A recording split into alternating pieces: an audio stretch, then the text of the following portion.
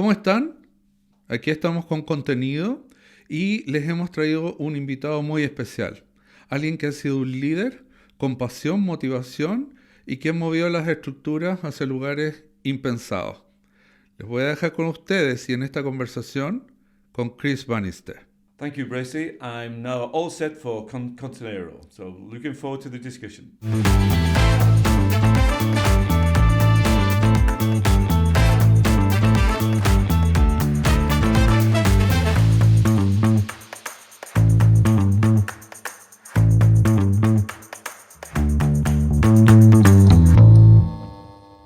Welcome, Chris. So long no see. Very much so. So good to see you again, Bracey. Yeah, well, so before we dive into the nitty-gritty, can you share a bit about your journey from across the pond to the helm of WOM, and how did a Brit like yourself find your way into the telco in Chile? Well, being 64, the journey is quite long. Yep. But it really started, I'm English, as you're aware, Yeah. a place called Wigan, which is near Manchester. Uh-huh. But back in the 90s, I wanted to get involved in Asia.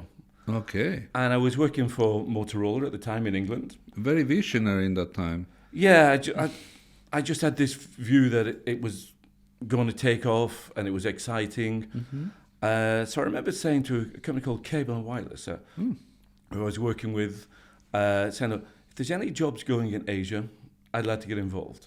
Good. So 1995, I went over to Vietnam. Wow. And living in Hanoi for it's about 12 months. And then couldn't find the business there that I wanted to get involved in. Moved over to, got a license, a telecoms license in Singapore. Mm-hmm. Launched that in Singapore, which is still going, called M1. Then approached by Swisscom to go over to Malaysia. Wow. And went over to Malaysia for about 4 or 5 years. Came back to Europe with Sweden to get involved in the world's first 3G operation. Uh-huh. So in total, I've done 11 countries. Wow. In how many years? In about 28 years. 28. Wow. And then the sort of getting into Chile. Mm-hmm. Before Chile, I was in Myanmar. Mm-hmm. And to be honest, I thought, okay, after Myanmar, I've done 9 countries. I'm done. I went back to Sweden. And before going back, I bought a bamboo forest in northern Myanmar. I thought, I'm done with telco. I just need to get the bamboo forest. Okay, and then the pandas. Take the bamboo from Myanmar, take it to China, in a place called Fujian, make it into a bamboo bike frame, ship it to my houseboat in Sweden, and make bamboo bikes. Amazing. Yeah. And I thought, that's it. I'm done. I'm set for life now. Yep. And then I got a phone call. And it was Tor from Novator. You're back. You've been to Nigeria, Azerbaijan, he listed all the 11 countries. So now you're back. How about doing LATAM? I said, I've just bought a bamboo plantation. What am I going to do? That's right. I've got 450 bamboo bike frames on my boat. He said, oh, come on, just go over let's go and have a look at the business. And that was like 2014, December 2014. And I said, look, I'll take a look. Whereabouts? He said, Chile. So I came over December 14. Yeah. I remember well. Yeah. And here for 3 days, to be honest, fell in love with the mountains, can't deny. And on the way back, the 17-hour flight back to Sweden, did the business plan. And then on January the 26th, 2015, I moved to Chile. Great. And so we met and we started this journey. Yeah. So, and as a Brit, okay, in the cutthroat world of Chilean telecommunications, what qualities do you think have helped you rise to the top? I think one, to be honest, the global experience, absorbing, the culture of Nigeria or Malaysia, Yep. Poland, and then putting that together and being different. Yes. To be honest, I think I came here thinking Chile doesn't need another telco. Yeah.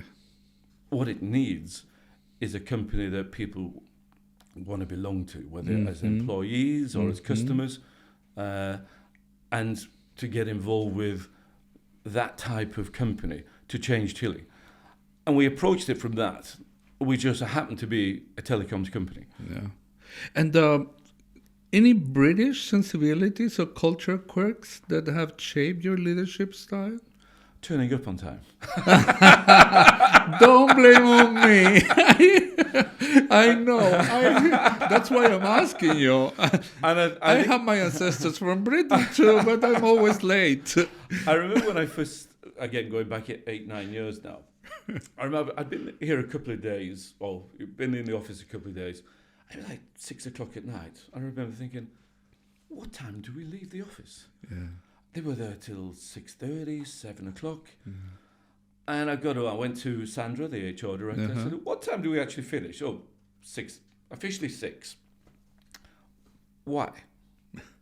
Why not leave at 5? Yeah. Forget the government 40 hours. Let's leave, get the work done and leave. And to be honest, I've always thought of, if I've got no work to do at 4 o'clock, I want to be in the gym. I want to go training. And I think that's what I call the flexibility. Get the job done. Focus on changing Chile. And then enjoy your own life as well as the work life. And I think is sort of from my British time, probably mainly from my Swedish time. Oh, really? Yeah, because when I was launching Sweden, I had just come from Asia. And in Asia, the culture is you don't have to work smart, you just have to work long. Yes. So to get respect, it was about the white guy will work longer than anybody else. Yeah, I agree. And then I got to Sweden as a CEO of 3 in Sweden. And I'd been there about 4 or 5 weeks. And the chairman, an old Swedish guy, came over to me in the office at 7 o'clock at night. And he says, Chris, what are you doing here? Oh, I'm preparing for the board meeting. So if you want to see the agenda, no. What are you doing here at 7 o'clock? People think you can't manage if you've got to work till this time. And suddenly I realized he's correct. Yeah. We can all manage our lifestyle and our work life. And we don't have to stay till 7. You can, in Sweden, 4:30, everybody goes home. I remember having the debate with my Chilean team, and my IT director at the time says, it'll never work in Chile. We can't leave at 5. We've got too much work to do. Swedes also have IT problems. Swedes have financial month end. They go home at 4 because they plan to go home at 4. Yes. And bringing that culture, I think, sort of helped formulate some of the culture in the office, and then living what I call living the values. And to do the much of their time during that time schedule for work. Yeah, exactly. So, and Chris, you had quite the journey, and can you walk us through some of the standout moments of your career? Not about it. I mean, going to Vietnam and being in Asia was for me as a 35-year-old at the time to be consumed by the vibrancy and the ambition of Asia back in the 90s. Yeah, it was sparkling there. Singapore, Vietnam, Malaysia. Yeah. They you could see this raw ambition to become part of the 21st century. So, there was an operator I joined. It was called Digi in Malaysia. And in 1997, we had something called the Asian currency crisis. In Malaysia, there were 7 operators, and the currency devalued by something like 300%. The Swiss who I was working for left and went home. The Chinese guy I was working for said, hey, come on, Chris, you're not Swiss. Let's fight through this. And we stayed. We changed and transformed the company, and we became number 2 and became highly profitable because, one of the philosophies is, where there's a will, there's a way. And the Chinese, have that focus. And my style of management and my style of leadership fits that. We can focus on what to do, and we became the number 2 in the country. And so that was really pleasing for me to have actually ridden the storm. Mm-hmm. Obviously getting involved in launching the world's first 3G over in Sweden. And at that time, before the iPhone, before Facebook, before Instagram, we had to write all our own content. Yeah. So we launched on March the 3rd, 2003, which is why we called ourselves 3.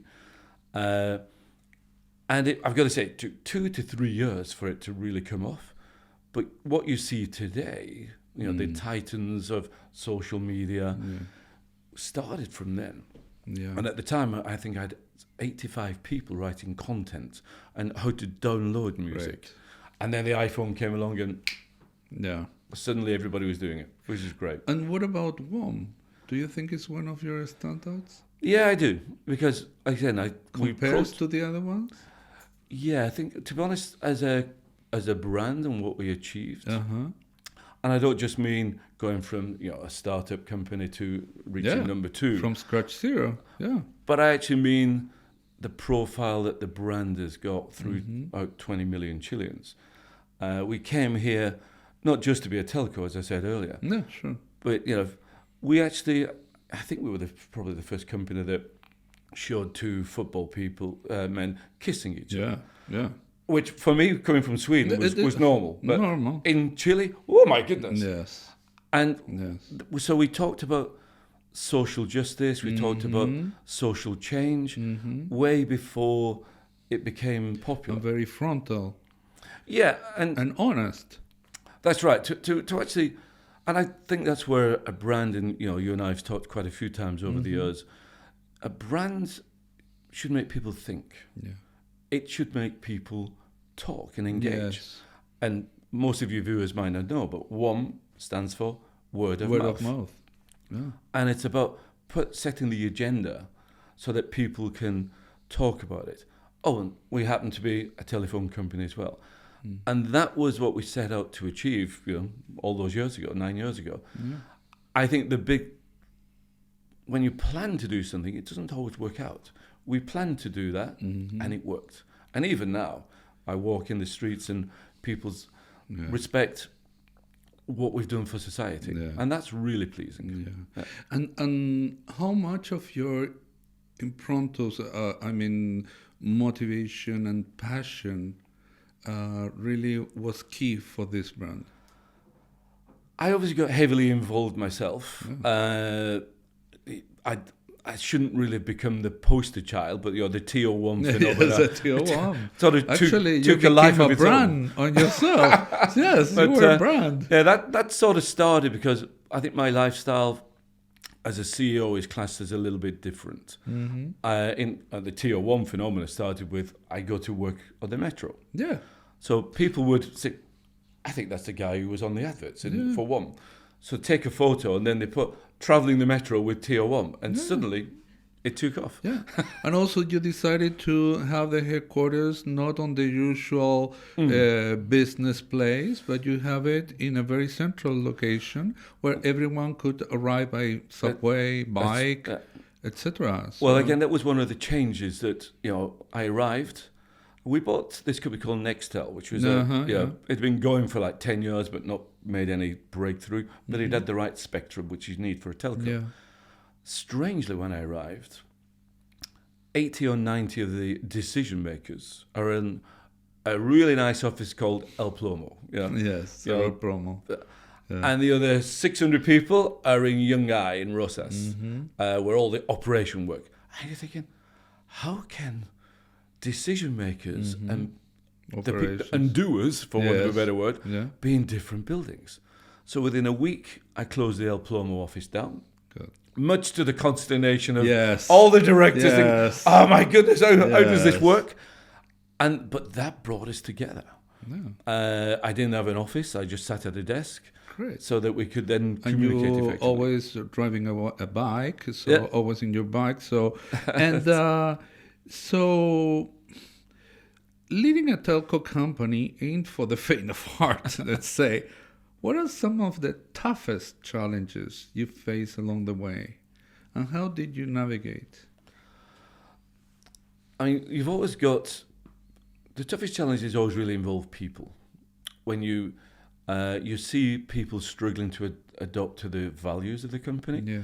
you see that they don't really fully engage with the company, and those ones are always the tough ones because you bring people in. Everybody wants to get involved with a culture like WOM, Yeah. but then you suddenly realise that they don't actually understand what it means to live the values every day. So eventually, when you see people like that, you've got to take the corrective action, which should start with, training, developing, but eventually you've got to let them go. Yeah. So a lot of the tough decisions always involve people because it's never easy to admit that people are not delivering the values of the company. So, in your opinion, do you think that was more challenging the culture to create this culture within the company or the brand instead of all the, let's say, war that we have from the dark side? I mean, to be honest, in any country or in any business, you've always got competitive actions. Now, I always believe that we need to create a company that is unique and positioned. You can't, anyone can build base stations, anyone can build shops, anyone can get a billing system. So that you're not going to win the war, the competitive war, by that. Yeah, I agree. You win the war by the culture. Yeah. And then how do you communicate that culture? It's called your brand. And the people, the 2,100 WOMers, they want to see something on TV that represents what they see in the office. And importantly, they want to go to the Sunday barbecue and talk with pride, I work for that company. Yeah. That gives you the edge. And if you look at WOM's growth, we continually growed until we've now got 26% market share. Yeah. So year on year. From zero. Yeah. Yeah. And despite all the attacks from the dark side, despite the regulatory issues, some of the legal challenges we got, you always get those. But you've always got to come back to the values of the company, the culture, and then the communication of that and getting people engaged. At my class, sometimes at the MBA's postgraduate, I spoke about WOM and experience. And I always quote a professor that I admire much. He was Chilean. Suddenly, unfortunately, he's not with us anymore. Arnoldo Hacks. Arnoldo Hacks, he was former dean of the MIT Business School. And he was always in strategy, and he wrote a book about the Delta theory. And in that book, there's a quote that says, most of the companies spend more time fighting with their competitors instead of making love to their customers. Yeah. So when I mentioned that regarding WOM to my students, they say, but no, you've been always fighting with your competitor, not making love to your customers. So how you address that? I respond that to, but how you address that? I think the fight's got the profile, but we spend a lot of our time and energy on first of all, our WOMers. Yes. And secondly, the community. So because it's our WOMers and our frontliners in particular who interface with the 8.3 million customers now. So we actually spend a lot of our time on that. It's just that the media quotes the nice words, the dark side versus WOM, and that's like a nice sort of strap line. But we actually spend a lot of time. I mean, every time we get 1 million customers, we have a party for 2,000 of our WOMers so that we can all share the celebration. And we're also been voted the best telecoms customer services in the whole of Latin America. And the best customer services in Chile for all companies. So we do put a lot of our emphasis into that customer interface. And also what I mention is that I would not call a fight, but really was a fight. against the dark side was not about the dark side, was to really bring all the economic scenario down and democratic to everyone. Yeah, I mean, I think certainly when we launched, the dark side wasn't just the competitors. The dark side was the injustices of society.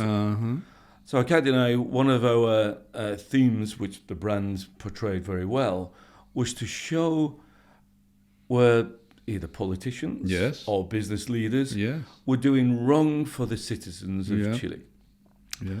And then to point out where we were trying to do better. And that sort of was the first 3 or 4 years of the brand. Now, can't deny, lately, and certainly in the last 6 months, I've wanted to move from, as opposed to pointing out what's wrong, actually now that we're grown up and we're no longer a screaming teenager and shouting for attention, we now have a responsibility to do things.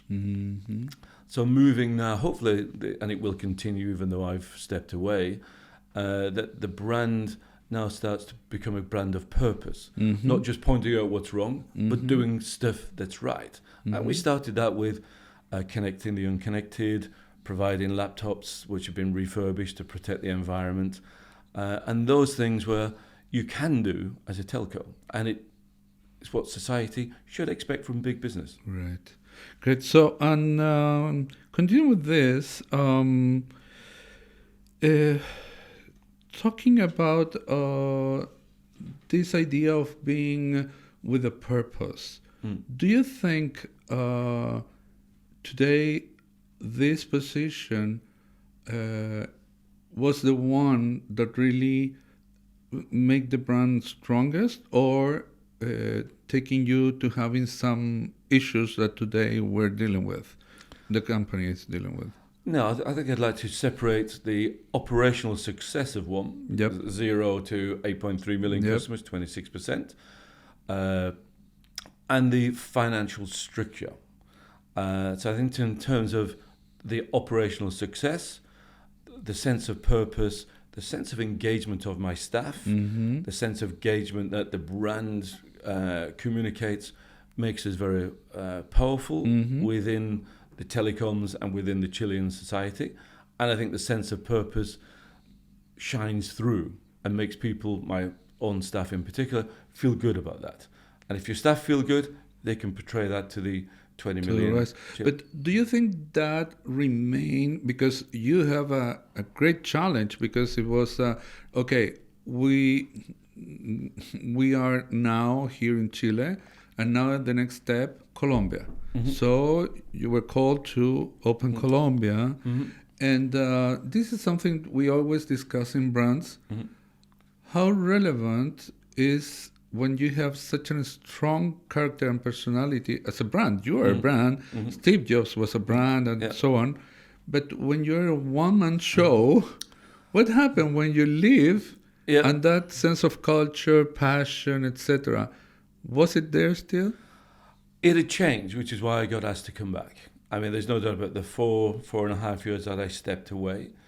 Let's call it my focus on doing the right things and not adopting standard CEO tactics of going into an office or having lunch with suppliers, which seems very innocuous and very small, but they feed into the culture. And I think people had sort of said, it has changed. And that started to lose the original DNA. And I think that even fed into the brand in communication, where we became a little bit more less provocative, less challenging. More into the system. And I think that then becomes another telco. So when I came back, the good news, I actually found that the original DNA was still there and still desired. So that's why we could instantly identify how to move it back. Getting people away from the headquarters into the call centers to talk to the people. That had stopped. And if you want to learn about the business, you don't learn about it on the internet. You learn about it by talking to the people at the front line. And if you're a marketing person or a finance person, you've got to go to the front liners. They see the customer every day. Yeah, I agree. That had missed. Now, I think we've got that, started to get that back, and I'm hoping that will continue because it was started to reignite the passion again back in WOM and to make that difference. And tell me, how different were the challenges in Colombia, different than Chile? Because in Chile, we were scratch zero, and we started from zero. It actually was a hit on the face of them. Yeah. But in Colombia, they were aware. So, so how you deal with that? Well, there's a couple of things with Colombia which was different. One, the dark side were aware. Yeah. Typically, I would face, in all my 10, 11 countries, I usually get about 6 lawsuits against me. Chile was about 6 before we really got going. And we usually win those, but they usually slow us down. In Colombia, 38. Oh, my God. Okay. So they were ready. And by the time I left 2 years ago, we'd won 36 of them. So with two pending. So they were ready, and incumbents, they don't want to fight you in the streets. They want to fight you in the law courts. And that sort of slows us down. And it certainly slowed us down for 6 months, which was frustrating. The other thing which was different, and I still don't know whether it's positive or negative, I arrived in Bogota January 2020. Yeah.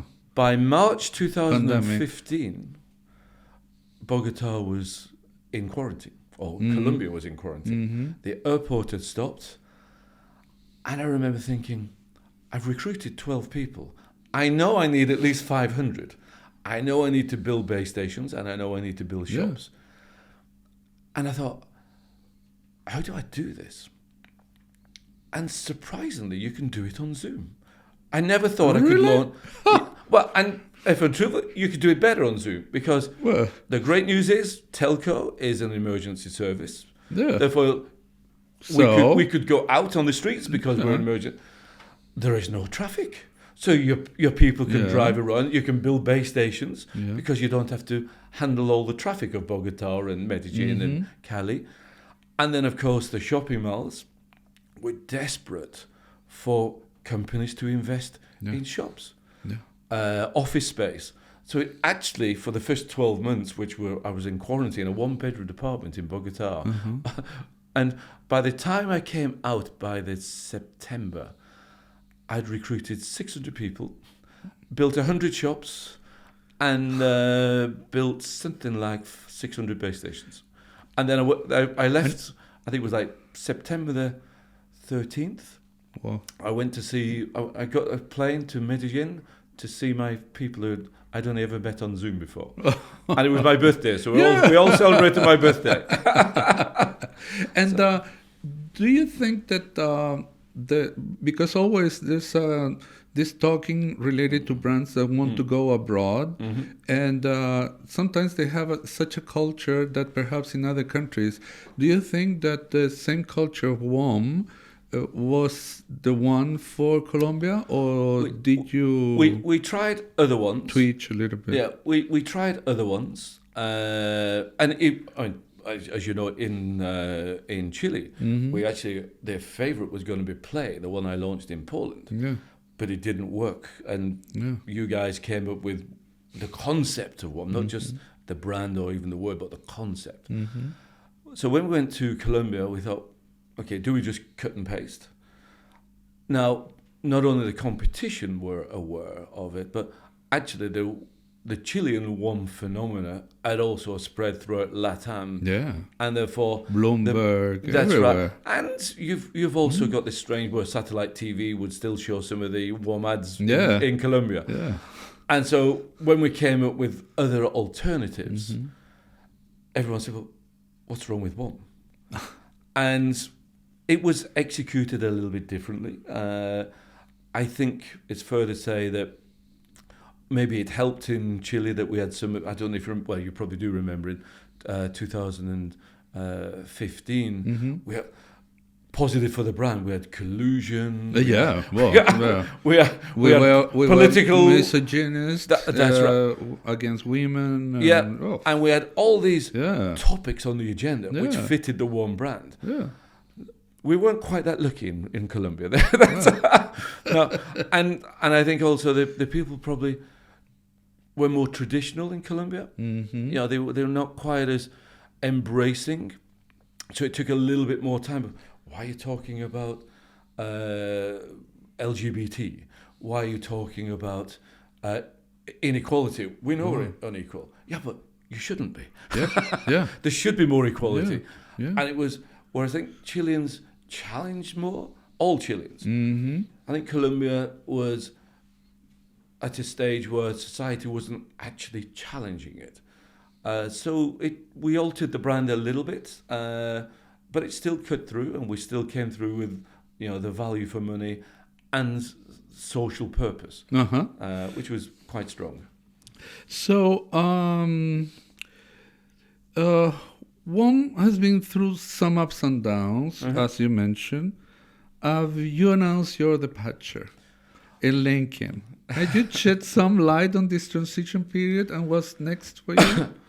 I can't deny I was asked to come back because WOM, as we talked earlier, WOM had strayed from the original route. So I was asked to come back and put it back together and to try to deal with this financial capital problem that we have. Mm-hmm. So I spent the 6 months doing that. And I asked the owners, I said, it will take longer than 6 months. I would like to get involved. However it ends up, I don't want to give up. The owners took a different decision. Mm-hmm. That's what they're entitled to do as owners. Sure. I can't deny that was sad because I just started to see the positive elements coming through. Mm-hmm. I put us into Chapter 11 to be able to restructure in a transparent way. Was it your decision? Ultimately, it's got to be a joint decision. It's got to be the board and the CEO. But we tried to do the refinancing. The owners, for whatever reason, decided that they didn't want to put in their own money, which they had originally agreed to do.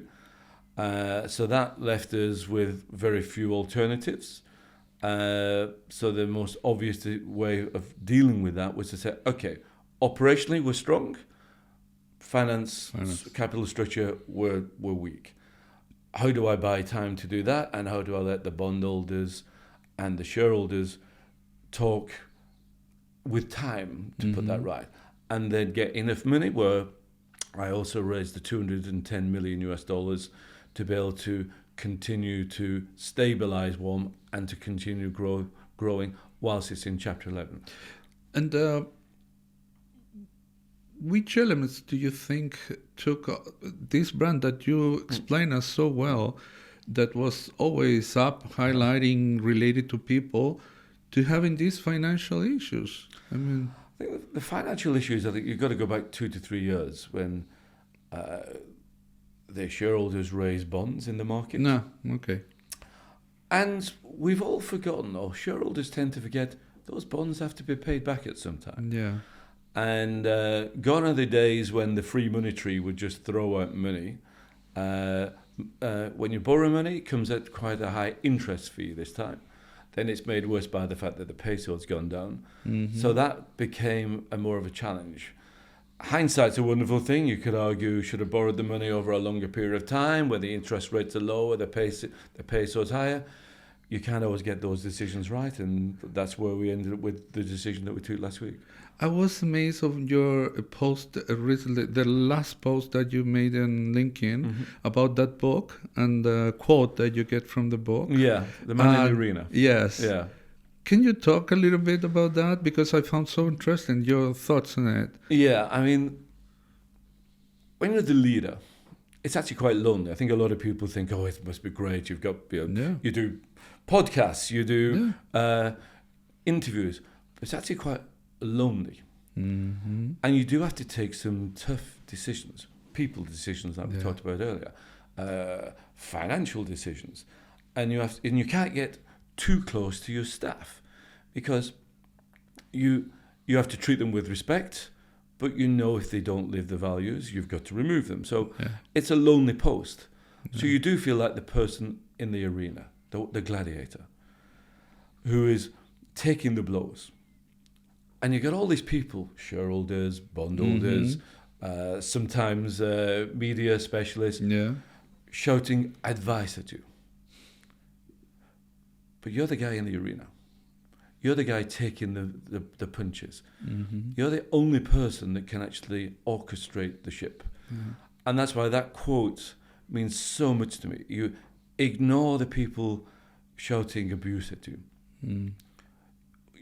You will get decisions wrong. But you've got to make the best decision on the best information that you've got and live with its consequences. And that's how you get victory. Now, sometimes you get defeat. Yeah. Don't you laugh of my comment now, but don't you think this is the same that the former Queen Elizabeth did during her lifetime?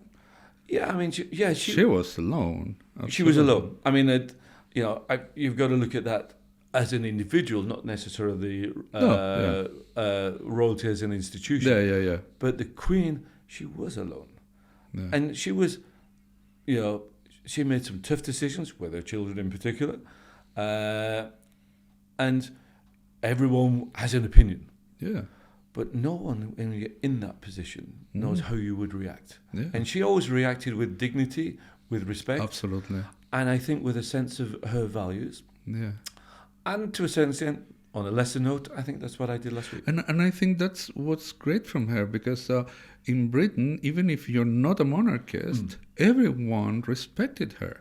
I mean, it's... and I don't think it's just in Britain. I mean, I think... it's if you look at Australia, who are part of the Empire and the Commonwealth, but they respected the Queen. Yeah. They don't necessarily agree with the Commonwealth, but they respected the Queen. Yes. And that's phenomenal to have that respect. Absolutely.